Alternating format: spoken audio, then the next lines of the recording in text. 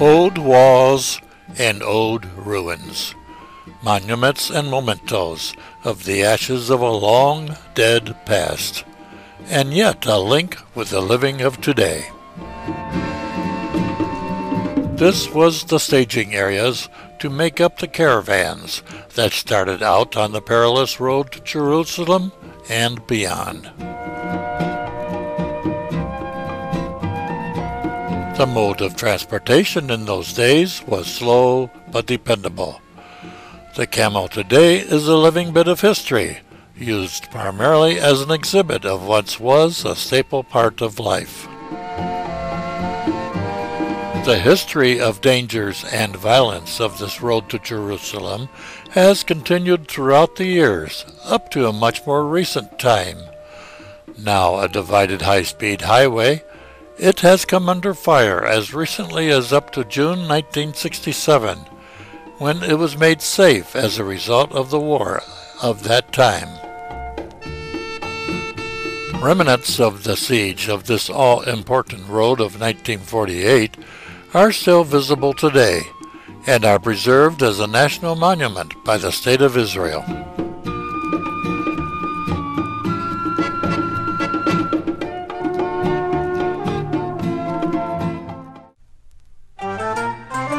Though the walls and present appearance of the old city of Jerusalem date from the rebuilding of 1540, it is easy to imagine it as being much older, it having much the same general appearance as in the time of Christ.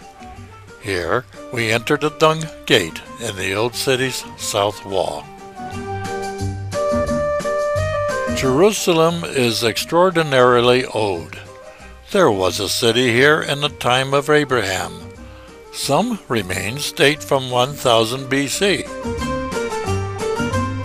Construction methods in those days were not the most modern, and even today the tools and methods used in the resurrections of these old ruins haven't seemed to change much from those times. The temple area is the site of both the first and second temples.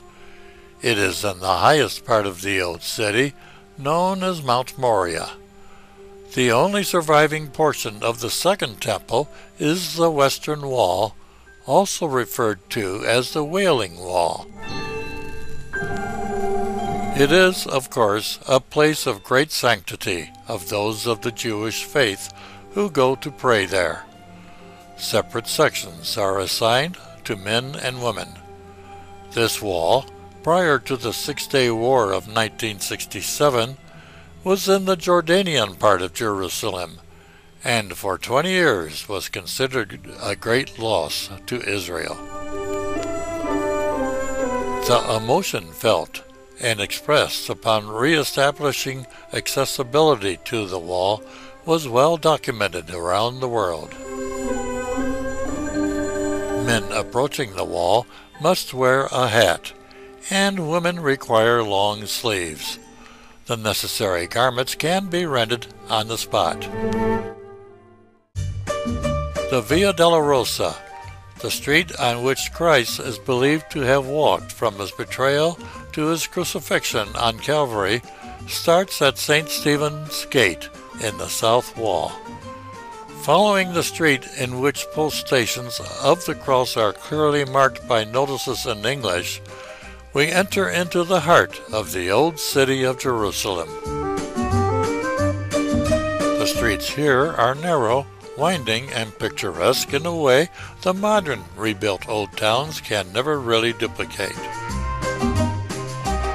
For this is not rebuilt history, nor the ruins of antiquity, but a living, vibrant marriage of the past with the present.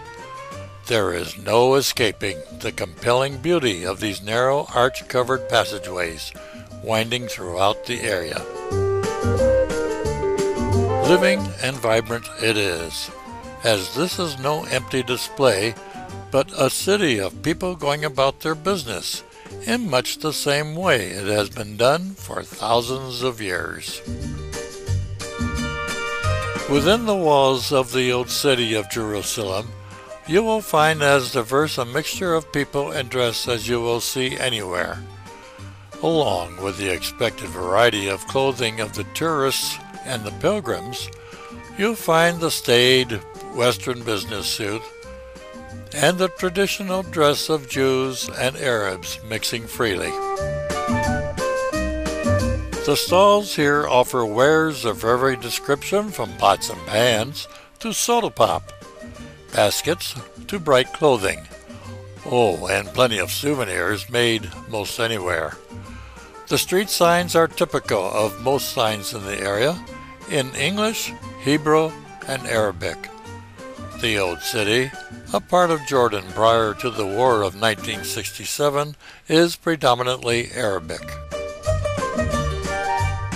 All this activity blends with its surroundings of beautiful architecture of centuries past.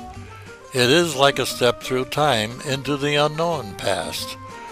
But the present is also very much here, in the mixture of modern and traditional merchandise and the constant sounds of Arab music, blaring from transistor radios and boom boxes. In contrast to the marketplace is this beautiful Mosque of Omar, known also as the Dome of the Rock. The rock referred to is a projection from the ground, which is held to be the place where Abraham prepared to sacrifice his son Isaac. The dome covers this spot.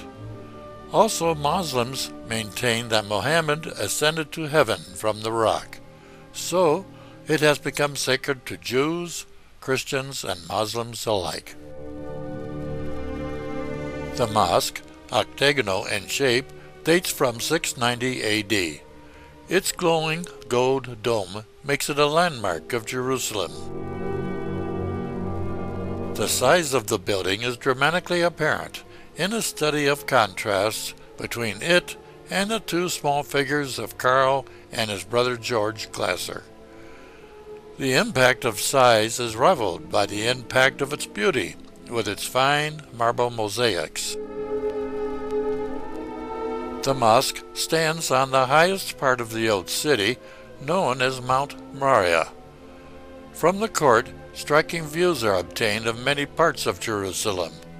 Looking east, we see just a fraction of the many churches that abound in this old city, and in contrast, on top of the hill to the far right is the modern Intercontinental Hotel.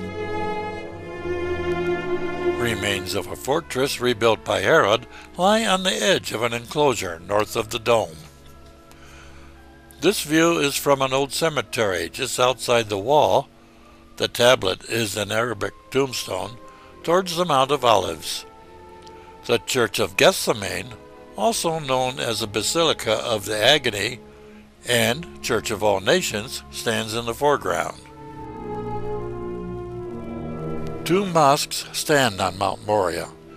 As seen from the Intercontinental Hotel, the Dome of the Rock is at the far right, and to the left is Al-Aqsa Mosque, thought to stand on the site of the Palace of the Kings of Judah. The wall of the old city is clearly visible here. The Dung Gate, where we first entered, is located away up the portion of the wall along the far left. As already noted, Israel is a blending of antiquity, the living past, and a vibrant present. Here is a sign of that blending in this scene of today's apartments, contrasting an old convent in the valley still in use.